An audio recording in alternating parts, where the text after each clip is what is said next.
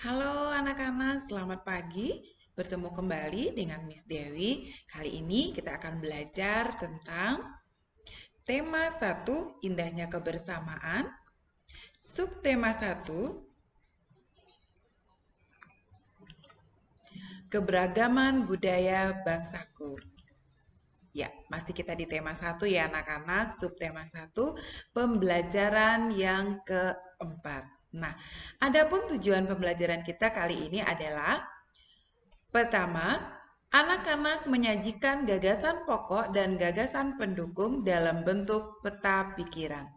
Yang kedua, anak-anak mengerti bahwa pentingnya sikap persatuan dan kesatuan di dalam keragaman. Nah, masih ingatkah anak-anak dengan gagasan pokok? Apa ya itu gagasan pokok? Gagasan pokok adalah topik yang dibahas pada suatu teks dan merupakan inti dari paragraf. Masih ingatkah anak-anak dengan penjelasan dari video pembelajaran yang pertama bahwa gagasan pokok biasanya terdapat di kalimat utama. Nah, gagasan pokok terdapat di awal paragraf, akhir paragraf, atau awal dan akhir paragraf. Untuk lebih jelasnya, kita akan pelajari kembali bagaimana cara menentukan gagasan pokok dan gagasan pendukung.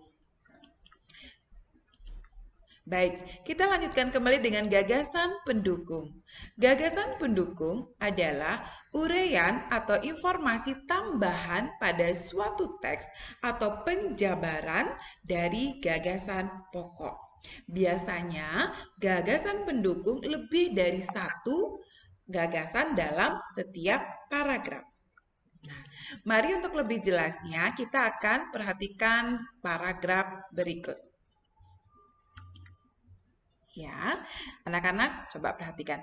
Reog Ponorogo merupakan kebudayaan yang berasal dari Jawa Timur. Pertunjukan reog ditampilkan dalam bentuk topeng berbentuk kepala singa yang dikenal sebagai singa barong. Reog Ponorogo menceritakan tentang Raja Ponorogo yang berniat melamar Putri Kediri. Nah, anak-anak, dari paragraf ini kita bisa menentukan gagasan pokoknya. Nah, gagasan pokok dari paragraf ini terletak di awal paragraf. Kita akan lihat. Nah, apa gagasan pokok dari paragraf di atas? Reog Ponorogo merupakan kebudayaan yang berasal dari Jawa Timur. Nah, berarti gagasan pokoknya adalah Reog Ponorogo, kebudayaan dari Jawa Timur. Nah, gagasan pendukungnya yang mana? Ya kalimat-kalimat berikutnya. Pertunjukan reog ditampilkan dalam bentuk topeng berbentuk kepala singa yang dikenal sebagai singa barong. Reog Ponorogo menceritakan tentang Raja Ponorogo yang berniat melamar Putri Kediri. Nah, untuk memudahkan kita belajar tentang gagasan pokok dan gagasan pendukung, hari ini kita akan membuat gagasan pokok dan gagasan pendukung tersebut dalam bentuk peta pikiran atau dalam bentuk diagram. Perhatikan diagram berikut. Nah, kita akan buat seperti ini ya anak-anak, ada gagasan pokok. Gagasan pokok. Reog Ponorogo merupakan kebudayaan yang berasal dari Jawa Timur. Nah, di sini ada dua gagasan pendukungnya. Yang pertama, gagasan pendukungnya Reog Ponorogo menceritakan Raja Ponorogo yang berniat melamar Putri Kediri. Nah, selanjutnya pertunjukan reog ditampilkan dalam bentuk topeng berbentuk kepala singa yang dikenal sebagai raja atau singa barong. Nah, dari pembelajaran 4, kita akan lanjutkan dari kebudayaan yang ada. Misalnya kebudayaan tadi Reog Ponorogo, ada tarian yang lain, ada tari kecak, beraneka ragam kebudayaan yang ada di Indonesia. Perlukah kita menjaga persatuan dan kesatuan anak-anak? Ya, sangat perlu.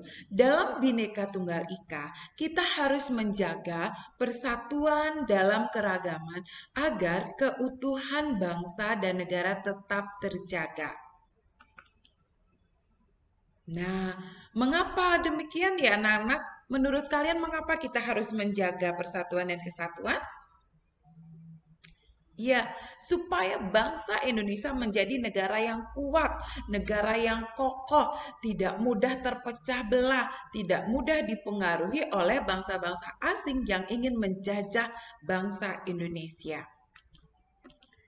Nah, seperti pepatah mengatakan, satu lidi mudah dipatahkan, tetapi banyak lidi tidak mudah dipatahkan. Nanti coba anak-anak praktekkan di rumah. Satu lidi gampang tidak untuk dipatah-patahkan. Kalau sudah lidi tersebut kita ikat menjadi sebuah sapu lidi diikat, bagaimana cara mematahkannya? Susah bukan? Sama seperti pepatah ini, ya, kita harus menjaga persatuan dan kesatuan. Nah, pepatah tersebut menggambarkan bagaimana pentingnya persatuan dan kesatuan untuk menciptakan kekuatan supaya kita kuat, supaya kita menjadi negara yang maju. Nah, menjaga persatuan dan kesatuan dalam keberagaman memiliki arti yang sangat penting. Apa saja ya arti dari menjaga persatuan dan kesatuan dalam keragaman? Pertama, tercipta kehidupan serasi, selaras, dan seimbang. Pergaulan antar sesama menjadi lebih akrab. Tahu artinya lebih akrab ya anak-anak ya. Jadi kita lebih dekat dengan satu dengan yang lain walaupun kita berbeda suku, berbeda agama, berbeda budaya. 3. Perbedaan yang ada tidak menjadi sumber masalah. Iya, supaya tidak ada masalah di kemudian hari dari perbedaan-perbedaan tersebut. Dan yang keempat, pembangunan berjalan lancar. Bangsa Indonesia bisa menjadi negara yang maju, bisa menjadi negara yang berkembang pesat karena pembangunan berjalan dengan lancar.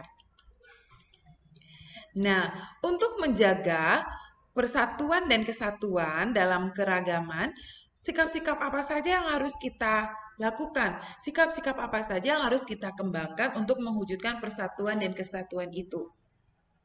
Yang pertama, sikap tidak memandang rendah suku dan budaya daerah lain.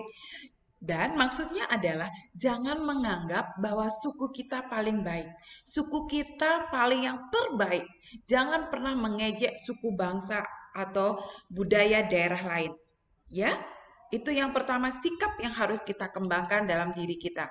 Yang kedua, tidak menganggap suku dan budayanya paling baik. Seperti yang Miss Dewi katakan tadi. Jangan menganggap suku bangsa lain itu tidak baik. Ya, jangan menganggap atau suku kita yang paling baik. Semua sama supaya kita tetap rukun.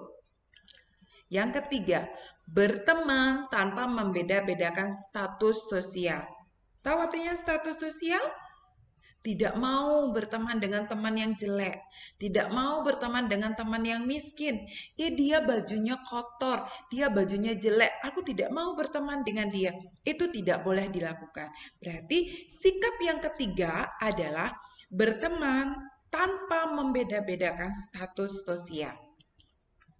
Dan yang keempat, lebih mengutamakan kepentingan bangsa dan negara daripada kepentingan daerah atau pribadi. Jadi mari kita utamakan kepentingan bangsa dan negara atau kepentingan bersama daripada kepentingan pribadi. Selanjutnya, menunjukkan sikap toleransi antar teman berbeda agama. Nah, toleransi maksudnya adalah memberikan kesempatan kepada teman yang berbeda agama untuk beribadah menurut agama dan kepercayaannya masing-masing. Saling menghargai, saling menghormati antar sesama umat beragama. Nah, anak-anak, dari sikap-sikap tersebut kalian bisa terapkan di rumah ya, praktekkan di rumah. Sikap apa saja yang harus kita terapkan, harus kita kembangkan untuk mewujudkan persatuan dan kesatuan dalam keragaman. Supaya negara kita menjadi negara yang kuat, negara yang kokoh, dan negara yang hebat. Nah, dari pembelajaran yang sudah kita pelajari hari ini, sudah mengerti anak-anak? Apa saja yang sudah kita pelajari hari ini? Yang pertama, kita belajar gagasan pokok dan gagasan pendukung dalam bentuk diagram atau peta pikiran. Yang kedua, bagaimana cara kita menjaga persatuan dan kesatuan dalam keragaman. Tentunya anak-anak bisa menerapkan dalam kehidupan sehari-hari supaya kita menjadi negara yang hebat, negara yang kuat. Sampai di sini anak-anak perjumpaan kita pada video pembelajaran kali ini. Sampai bertemu kembali pada pembelajaran berikutnya. Sampai jumpa.